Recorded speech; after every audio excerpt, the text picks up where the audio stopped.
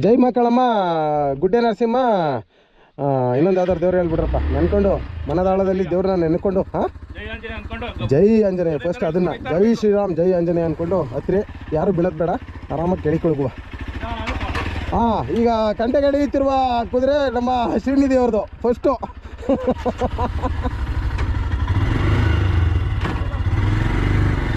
Second ನಮ್ದಾ. ಹಾಂ, Pulsar ಹೋಗ್ಲಿ ಬಿಡ್ರಿ ಮುಂದಾಗೆ. ಸೀರಿಯಸ್ಲಿ ಹತ್ಬೇಕಾರಾಗದೇ ಇರೋ ಭಯ ಇಳಿಬೇಕಾರಾಗುತ್ತೆ ದೇವರು. ಏನು ಅಂತ ಗೊತ್ತಿಲ್ಲ ಸೀರಿಯಸ್ಲಿ. ರೋಡು ಸ್ವಲ್ಪ ಸ್ಲಿಪ್ಪರಿ ಇದೆ, ಸಿಕ್ಕಾಪಟ್ಟೆ ಜಾರ್ದಿದೆ, ಸ್ವಲ್ಪ ಹುಷಾರಾಗಿ ಹೋಗ್ಬೇಕು. ನಾವೇನು ಗೊತ್ತಾ, ಎದ್ರುಕೊಂಡೆ ಅರ್ಧ ಪ್ಯಾನಿಕ್ ಆಗಿಬಿಟ್ಟು ಗಾಡಿ ಬಿಟ್ಬಿಡ್ತೀವಿ. ಸೀರಿಯಸ್ಲಿ ತುಂಬ ಜನ ಮಾಡೋದು ಅದೇ ತಪ್ಪು, ನಾನು ಕೂಡ, ಬೇರೆಯವರೆಲ್ಲ. ಇರೋ ಗೊತ್ತಾ, ಬೀಳ್ಬೇಡ, ಸ್ವಲ್ಪ ಬ್ಯಾಲೆನ್ಸಿಂಗ್ ಮಾಡ್ಕೊ. ನನ್ನ ಕೈಲಿ ಆಗಲಿಲ್ಲ ಅಂದ್ರೂ ನೀನೇ ಮಾಡ್ಕೊಂಬಿಡು.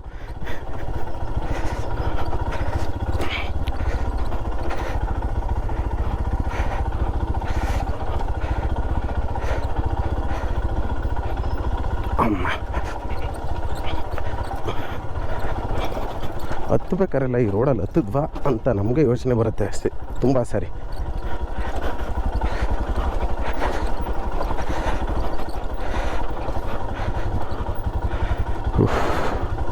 ಇಲ್ಲ ಅಷ್ಟೊಂದು ಭಯ ಆಗುವಂಥ ಜಾಗ ಇಲ್ಲ ಗುರುವೆ. ಕೆಳಗಡೆ ಹೋಗ್ತಾ ಹೋಗ್ತಾ ಇದೆ, ಸಿಕ್ಕಾಬಟ್ಟೆ ಭಯ ಆಗುತ್ತೆ.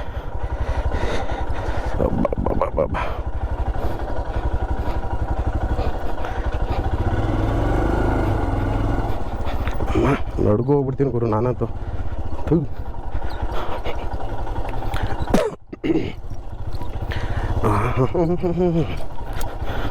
ನೋಡಿ ವೆಟ್ ಥರ ಹೆಂಗೆ ಕಾಣಿಸ್ತಿದೆ ಕಲ್ಲ ಮೇಲೆ. ಒಂಥರ ಹಿಮ, ಮಳೆನೂ ಆಗಿಲ್ಲ, ಹಿಮ ಬಿದ್ದು ಬಿದ್ದು ಬಿದ್ದು ಫುಲ್ಲು ಪಾಚಿ ಕಟ್ಕೊಂಡ್ಬಿಟ್ಟಿದೆ. ಸ್ವಲ್ಪ ಹೈಟ್ಗೆ ಹೋದ್ರೆ ಎಲ್ಲ ಕಡೆ ಹಂಗೆ ಜಾಸ್ತಿ ಪಾಚಿ ಕಟ್ಕೊಡುತ್ತೆ. ಆದ ಕಾರಣ ಇಲ್ಲೂ ಹಂಗೆ ಪಾಚಿ ಕಟ್ಕೊಂಡ್ಬಿಟ್ಟು ಜಾರುತ್ತೆ. ಇಡೀ ಕಲ್ಲುಗಳೇ ಹತ್ತಾಗ ಎಳ್ದಾಡ್ತವೆ. ನಾವೇನು ತಿರುಗಿಸೋದು ಬೇಡ, ಆಮೇಲೆ ನಾವೇ ತಿರ್ಕೊತೀವಿ ಅಂತ. ಏನು ರೋಡ ಗ್ರೀನ್ ಕಲರ್ ಆಗಿದೆ ಪಾಚಿ ಕಟ್ಟಿ.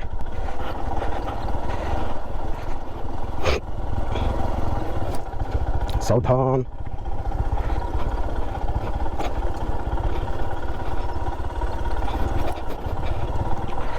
ಇಲ್ಲಿಂದ ಆಚೆಗೆ ಸ್ವಲ್ಪ ಜಾಸ್ತಿ ಜಾರುತ್ತೆ. ಇಲ್ಲಿಂದ ಸ್ವಲ್ಪ ಕೆಳಗಡೆ ಹೋದರೆ ಜಾಸ್ತಿ ಜಾರುವಂಥ ಜಾಗ ಇಲ್ಲೇ ಇದ್ದಿದ್ದು ಬರ್ಬೇಕಾದ್ರೆ.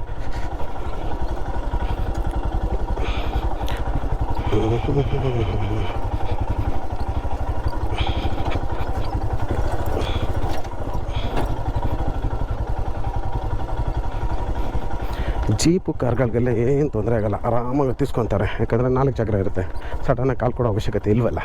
ಆ ಕಾರಣಕ್ಕೆ ನಮ್ಮದು ಬೈಕು ಈ ಕಡೆ ಕಾಲು ಕೊಟ್ಟ ಕಾಲು ಎಟಕ್ಲಿಲ್ಲ ಅಂದರೂ ಬೀಳ್ತೀವಿ, ಅದ್ರ ಕಲ್ ಮೇಲೆ ಹತ್ತಿಸಿ ಎಗರಿದ್ರೂ ಬೀಳ್ತೀವಿ. ಡಬಲ್ ಆಫರ್ ನಮಗೆಲ್ಲ. ಬಟ್ ಒಂಥರ ಒರಿಜಿನಲ್ ಕ್ರಾಸ್ ಗಾರ್ಡ್ಗಳು ಹಾಕ್ಸ್ಕೊಂಡ್ರೆ ಉತ್ತಮದಲ್ಲಿ ಅತ್ಯುತ್ತಮ. ಇಲ್ಲ ಅಂದರೆ ಅವಾಗವಾಗ ಟ್ಯಾಂಕು ಹ್ಯಾಂಡ್ಲ್ ಬಾರ್ಗಳು ಎಲ್ಲ ಹಾಕ್ಸ್ಬೇಕು. ಆ್ಯಕ್ಚುಲಿ ನಾನು ಹ್ಯಾಂಡ್ಲ್ ಬಾರ್ ನೆನ್ನೆ 2-3 ಸಲ ಬಿದ್ದೆ. ನಾನು ಲಾಸ್ಟ್ ವೀಡಿಯೋ ನೋಡಿ ನಿಮಗೆ ಗೊತ್ತಾಗುತ್ತೆ. ಇವಾಗೆಲ್ಲ ಬಿದ್ದುಬಿಟ್ಟಿದ್ದೀನಿ ನಿನ್ನೆ ಅಂತ ಆಫ್ ರೋಡ್ ಮಾಡಿದೆ ನಿನ್ನೆ. ಆ ಬ್ಲಾಗ್ಗಳಲ್ಲೆಲ್ಲ ಬಿದ್ದಾಗ ಸದ್ಯ ನನ್ನದು ಹ್ಯಾಂಡ್ಲ್ ಬಾರ್ ಏನಾಗಲಿಲ್ಲ. ಇದಕ್ಕೆ ಒಂದೇನೋ ಆಲ್ಟರ್ನೇಟ್ ಮಾಡಿದ್ದೀನಿ. ಅದು ಏನಾರು ಬೇಕು ಅಂತ ನೀವು ಕಮೆಂಟಲ್ಲಿ ತಿಳಿಸಿದ್ರೆ ನಾನು ಅದಕ್ಕೊಂದು ವೀಡಿಯೋ ಮಾಡಿ ಹೇಳ್ತೀನಿ ಏನು ಅಂತ.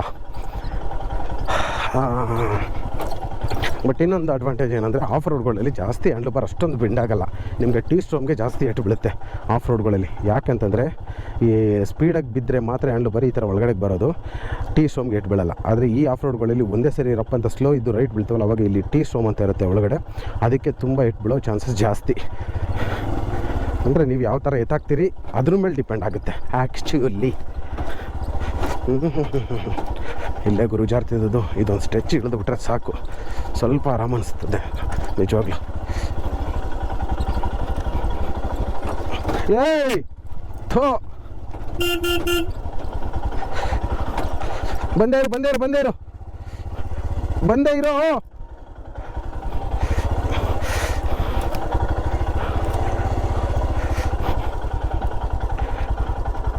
ಬರಲಾ?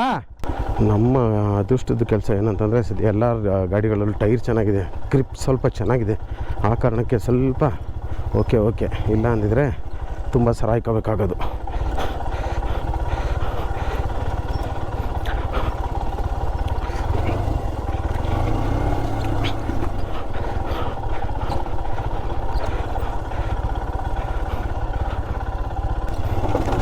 ಸ್ಪೀಡ್ ಆಗಬೇಡ ಚಿನ್ನ, ಬಿದ್ದಿದ್ದೆ, ಜಸ್ಟ್ ಮಿಸ್ಸು.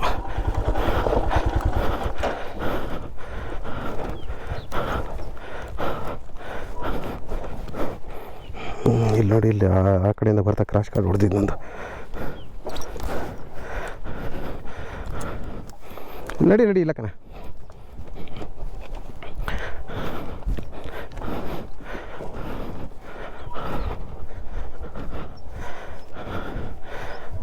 ಒಂದು ಹೇಳ್ತೀನಿ, ಆಫ್ ರೋಡ್ ಮಾಡೋರಿಗೆ ಇದೊಂದು ಟಿಪ್ಸು. ಈ ಥರ ಮಾಡೋದ್ರಿಂದ ಉತ್ತಮ. ಫಸ್ಟ್ ಗೇರ್ಗೆ ಹಾಕ್ಕೊಳ್ಳಿ, ಕ್ಲಚ್ ಇಟ್ಕೊಳ್ಳಿ, ಗಾಡಿನ ನಿಧಾನವಾಗಿ ಬಿಡಿ. ಜಾಸ್ತಿ ಸ್ಪೀಡ್ ಆದರೆ, ಯಾಕಂದರೆ ರೈಟ್ ಸೈಡ್ ಕಾಲನ್ನ ನಾವು ಬ್ರೇಕ್ ಮಾಡಿ ಇಟ್ಕೊಳ್ಳೋಕ್ಕಾಗಲ್ಲ ತುಂಬ ಸಾರಿ. ಆ ಕಾರಣಕ್ಕೆ ಈ ಟಿಪ್ಸು.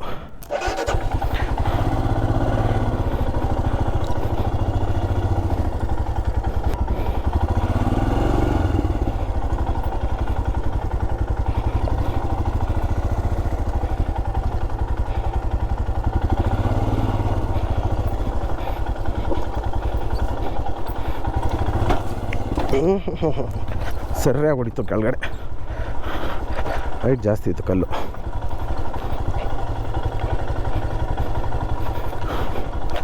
ಈಗಲೇ ಮಿರರ್ ಮುರ್ಕೊಂಡಿದ್ದೀನಿ, ಇನ್ನೇನು ಮುರ್ಕೊಳ್ಳೋದು ಬೇಡ ಗಾಡೀಲಿ.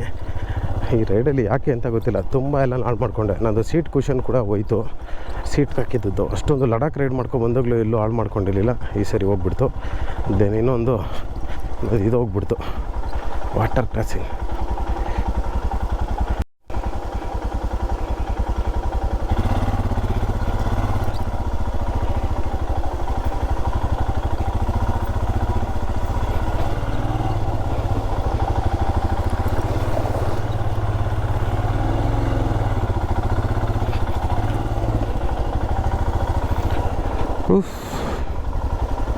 ಇದೊಂಥರ ಜಾಗ ಚೆನ್ನಾಗಿದೆ. ಇದು ಕೂಡ ಹೈಟಲ್ಲಿರೋ ಪ್ಲೇಸು ನೋಡಿ. ಆ ಕಡೆ ಈ ಕಡೆ ಒಳ್ಳೆ ವ್ಯೂ ಪಾಯಿಂಟ್ಸ್ ಇದೆ.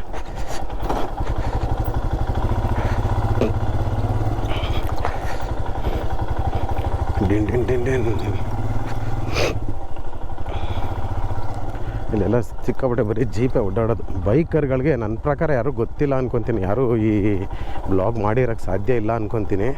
ತುಂಬ ಜನ, ನಮ್ಮಮ್ಮ ಅಂದರೆ ಒಂದು 10% ಜನಕ್ಕೆ ಗೊತ್ತಿರ್ಬೋದೇನೋ, ಇನ್ನೂ ತುಂಬ ಜನಕ್ಕೆ ಗೊತ್ತಿಲ್ಲ. ಇದು ಅಲ್ಲಿ ಕೆಳಗಡೆ ಹೋಗಿದ್ದು ಇಡನ್ ವಾಟರ್ ಫಾಲ್ಸ್ ಅಂತ ಒಂದು ನೋಡಿದ್ವಲ್ಲ, ಅದೆರಡು ಎತ್ತೆಸಿರ್ತದೆ ಗುರು. ಇದು ಹಿಂದಗಡೆ ಟೈರು ABS ಆಫ್ ಮಾಡಬೇಕಿತ್ತು ನಾನು, ABS ಆಫ್ ಮಾಡಿಲ್ಲ, ಆದ ಕಾರಣ.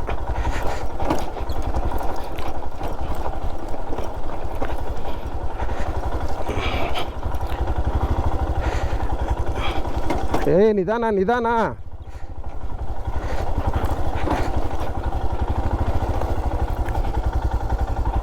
ಇದು ಸ್ಟ್ರೆಚ್ ಸಿಕ್ಕಾಬಿಟ್ಟೆ ಕಷ್ಟ ಇದೆ ಗುರು.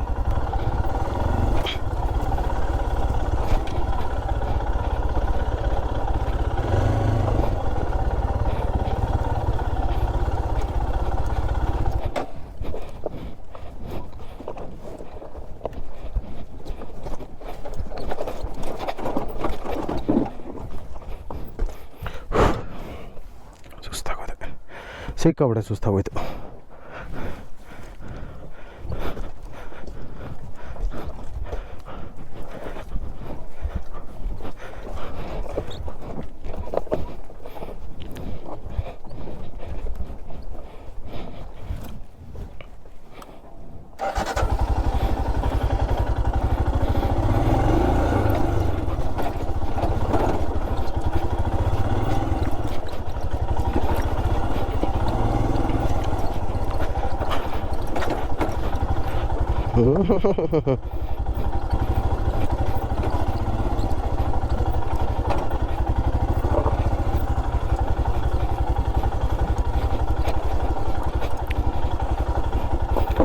ಯಪ್ಪ,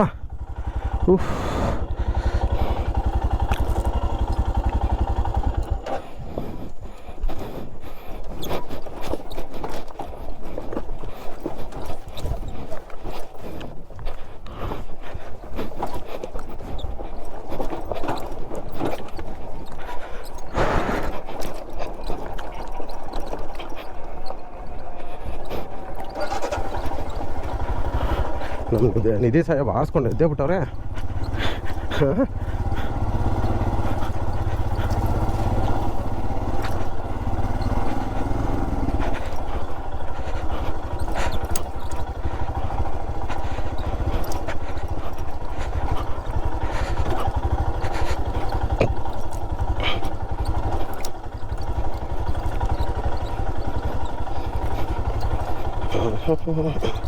ಇದು ಫಸ್ಟ್ ಗೇಟ್ ಹಾಕಿದ್ದು, ಏನೂ ಬಿಡಲ್ಲ ಅನ್ಕೋತೀನಿ. ಬಟ್ ಇವತ್ತೇನು ಯಾರೂ ಇಲ್ಲ, ಆರಾಮಾಗಿ ಬಂದುಬಿಟ್ವಿ ಅಂತೂ ಇಂತು. 2 ಕಿಲೋಮೀಟ್ರ್ ಅಂತ ಗುರು.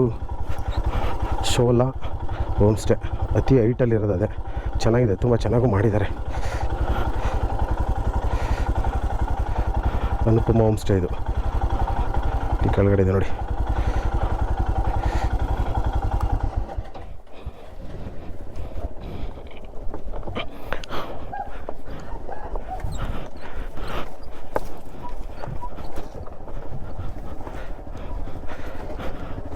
ಇದೊಂದು ಕಾಂಟ್ಯಾಕ್ಟ್ ತೊಗೊಂಡು ಹೋಗ್ಬೋದಿತ್ತೇನೋ. ಕೆಳಗಡೆ ರೋಡು.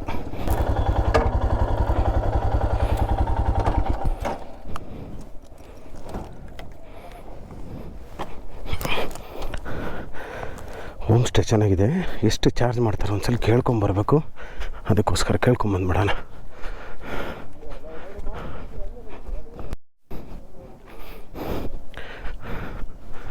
ಸಖತ್ತಾಗಿದೆ ಗುರು ಹೋಮ್ ಸ್ಟೇ, ಪರವಾಗಿಲ್ಲ, ಚೆನ್ನಾಗಿ ಮಾಡಿದ್ದಾರೆ. 1 2 3 4 ಕಾಟೇಜ್ ಇದೆ, AC ಕಾಟೇಜಸ್ಸು. ಇದು ಹೋಮ್ ಸ್ಟೇ ಅವ್ರು ಎಲ್ಲಿದ್ದಾರೆ? ಹೋಮ್ ಸ್ಟೇ ಅವರು ಕ್ಷಣ. ಹಾಂ, ಇದು AC ಕಾಟೇಜಸ್ಸಾ? ಎಷ್ಟು ಚಾರ್ಜ್ ಮಾಡ್ತೀರಾ ಇಲ್ಲಿ? 3500 ಪರ್ ಹೆಡ್ಡಾ? 3500. ಊಟ 3 ಟೈಮ್ಸಾ? ಅದೇ ವ್ಯೂ ಪಾಯಿಂಟ್ ಅಂದರೆ ಮೇಲೆ. ಅದೇ ನಾವೀಗ ಹೋಗಿ ಬಂದು ಅದೇ ಬಾವಿಕೊಂಡ. ಇದೊಂದು ಕೆಳಗಡೆ ವಾಟರ್ ಫಾಲ್ಸ್. ಓಕೆ, ನಮ್ಮದು ಬ್ಯಾಂಗ್ಳೂರು. ಅದೇ ನೆಕ್ಸ್ಟ್ ಟೈಮು. ಹಾಂ, ನಾನು ಸಂಸ್ಥೆಯಲ್ಲಿ ಒಬ್ಬರು ಬಡಮನೆ ಉಮೇಶ್ ಅಣ್ಣ ಅಂತ ಒಬ್ಬರಿದ್ದಾರೆ, ಅಲ್ಲಿ ಆ ಕಡೆ. ಅದಕ್ಕೆ ನೋಡೋಣ ಅಂತ ಬಂದೆ. ಇನ್ ಕೇಸ್ ನೋಡ್ದೇನೆ, ಚೆನ್ನಾಗಿದೆ, ಚೆನ್ನಾಗಿ ಕಾಣಿಸ್ತಿತ್ತು, ಅದಕ್ಕೆ. Thank you.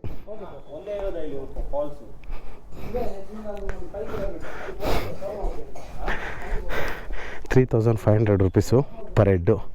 1 2 3 4 ಕಾಟೇಜ್ ಇದೆ. ಇನ್ನೂ ಮೇಲ್ಗಡೆ ಕಾಟೇಜ್ ಮಾಡಲಿಕ್ಕೆ ಜಾಗ ಮಾಡ್ತಿದ್ದಾರೆ. ಬಟ್ ಎಲ್ಲ ಫುಲ್ AC ಕಾಟೇಜಸ್ಸು ಚೆನ್ನಾಗಿದ್ದಾವೆ. ನನಗೆ ಈ ಬಿಲ್ಡಿಂಗ್ ಶೇಪ್ ನೋಡಿ ತುಂಬ ಖುಷಿ ಆಯಿತು. ಆದ ಕಾರಣ ನೋಡೋಣ ಅಂತ ಬಂದೆ. ಕೆಳಗಡೆ ಎಷ್ಟು ಟಚ್ ಆಯ್ತವ ಈ ಗಾಡಿಗಳು, ಯಪ್ಪ.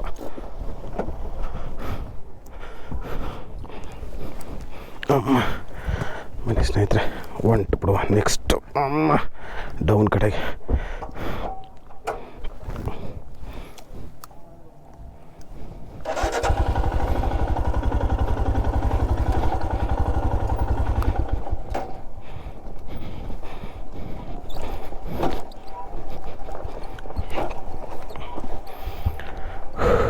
ಸಿಕ್ಕಾಪಟ್ಟೆ ಕಷ್ಟ ಇದೆ ಗುರು, ಫುಲ್ಲು ಬೆವ್ತೋಗ್ಬಿಟ್ಟು. ಆ್ಯಕ್ಚುಲಿ ಇವತ್ತು ಕುದುರೆ ಮುಖಕ್ಕೆ ಹೋಗೋದು ಅಂತ ಪ್ಲ್ಯಾನ್ ಇದ್ದಿದ್ದು, ಅದನ್ನ ಸ್ಕಿಪ್ ಮಾಡ್ತಾಯಿದ್ವಿ ಟೈಮ್ ಆದ ಕಾರಣ. ಇನ್ ಕೇಸ್ ನಾಳೆ ಆದರೆ ನಾಳೆ ನೋಡುವ ಅಂತ ಅಷ್ಟೇ.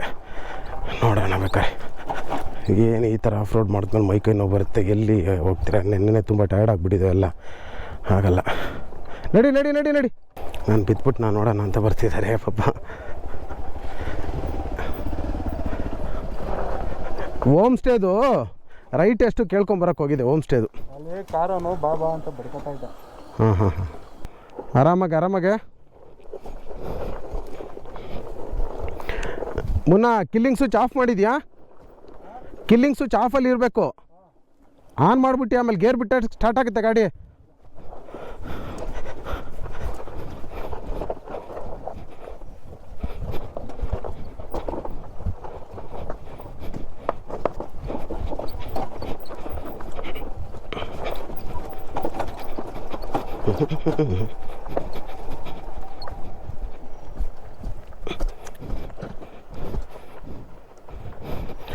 ಗುರುವೆ, ಏನೋ ಗೊತ್ತಿಲ್ಲ, ಈ ರೈಡಲ್ಲಿ ಮಾತ್ರ ನಿಜವಾಗ್ಲೂ ಬರೀ ಆಫ್ ರೋಡೆ. ಯಾವ ಕೈ ಇಕ್ತೀನಿ ಕಾಲು ಇಕ್ತೀನಿ, ಯಾವ ರೋಡ್ಗೆ ಹೋಗು ಎಲ್ಲ ಆಫ್ ರೋಡೇ ಸಿಗ್ತಾಯಿದೆ. ಏನೂ ಒಂದು ಅರ್ಥ ಆಗ್ತಿಲ್ಲ. ನಾನು ಬರೀ 2 of road, 2 view point, 1 beach ಅಂತ ಪ್ಲ್ಯಾನ್ ಮಾಡ್ಕೊಂಡು ಬಂದಿದ್ದು. ಈ ಪ್ಲ್ಯಾನ್ನ ನೋಡಿದರೆ ಯಾವ ವ್ಯೂ ಪಾಯಿಂಟ್ಗೆ ಹೋದ್ರು ಆಫ್ ರೋಡು, ಎಲ್ಲೋದ್ರೂ ಆಫ್ ರೋಡ್ಗಳೇ ಸಿಗ್ತಿದೆ. ಬೆಂಕಿ, ಅದು ಏನು ಭಯಂಕರ ಆಫ್ ರೋಡ್ಗಳು ಗುರಿದ್ದವ್ರೆ. ಅಮ್ಮ ಅಮ್ಮ ಅಮ್ಮ, ಬೆಂಕಿ ಬರುಗಾಳಿ.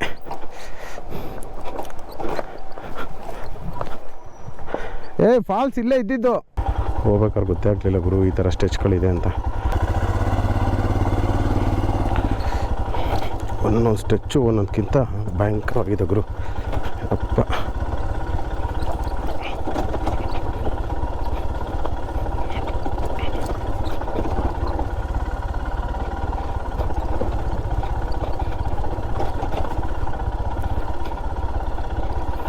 ನನ್ನ ಹೊಸ ರೋಡು, ಹೊಸ ಅನುಭವ, ಹೊಸ್ದಾಗಿ ಬೀಳ್ತಿದ್ದೀವಿ.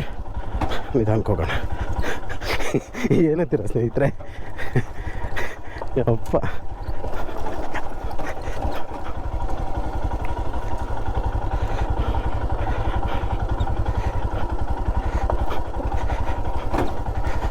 ಇಲ್ಲಿಂದ ಆಚೆಗೆ ಸ್ವಲ್ಪ ಪರವಾಗಿಲ್ಲ ಅನಿಸುತ್ತೆ ರೋಡು, ಐ ಥಿಂಕ್. ಹಂಗೆ ಅನ್ಕೊಳ್ಳೋದೇ ತಪ್ಪು. ಇದು ಯಾವುದೋ ಇಲ್ಲೊಂದು ಆಫ್ ರೋಡ್ಗೆ ಮೇಲೆ ಹೋಗ್ತಾ ಇದೆ.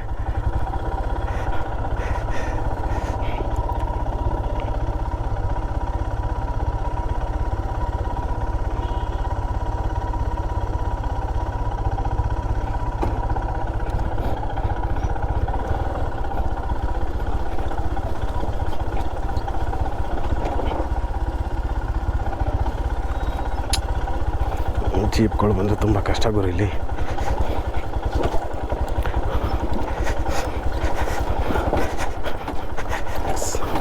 ಸಾರಿ,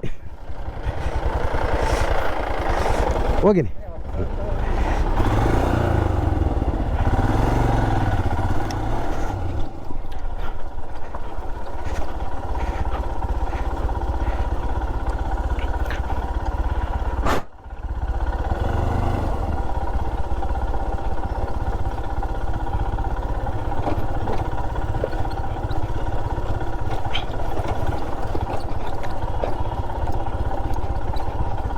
ಇಲ್ಲಿಂದ ಸ್ವಲ್ಪ ಜೀಪ್ಗಳು ಜಾಸ್ತಿ ಓಡಾಡುತ್ತೆ, ಯಾಕಂದರೆ ಹೋಮ್ ಸ್ಟೇಗಳು ಸ್ವಲ್ಪ ಜಾಸ್ತಿ ಇದೆಯಲ್ಲ, ಆ ಕಾರಣಕ್ಕೆ.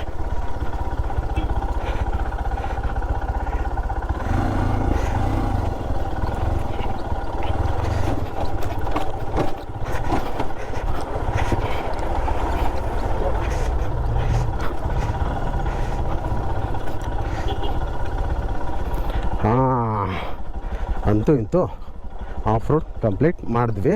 ಇಲ್ಲಿಂದ ಈಗ 4 ಕಿಲೋಮೀಟ್ರ್ ಹೋದರೆ ನಿಮಗೆ ಸಂಸೆ ಸಿಕ್ಕೋಗುತ್ತೆ ಸ್ನೇಹಿತರೆ. ಯಪ್ಪ, ಕೈ ತುಂಬ ನೋವು ಬಂದುಬಿಡ್ತು. ಈ ಥರ ಸಿಮೆಂಟ್ ರೋಡು ಒಂದು 1 ಕಿಲೋಮೀಟ್ರು 1-1.5 ಕಿಲೋಮೀಟ್ರ್ ಸಿಗುತ್ತೆ. ದೆನ್ ಅದಾದಮೇಲೆ ಸ್ವಲ್ಪ ಮಡ್ ರೋಡು, ಬಟ್ ಅದು ರೋಡ್ ಚೆನ್ನಾಗಿದೆ, ಏನು ಆಫ್ ರೋಡ್ ಏನಿಲ್ಲ, ಓಕೆ ರೋಡು.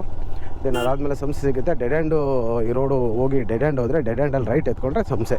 ಯಾಕಂದರೆ ಇದು ಕುದುರೆಮುಖ ಪೀಕ್ಗೆ ಟ್ರೆಕ್ಕಿಂಗ್ ಮಾಡೋರಿಗೆ ಈ ದಾರಿಲೇ ಹೋಗೋದು ಸ್ಟ್ರೈಟು. ಈ ಸಿಮೆಂಟ್ ರೋಡ್ ಅಲ್ಲಿ ಕಂಟಿನ್ಯೂ ಆಗುತ್ತೆ.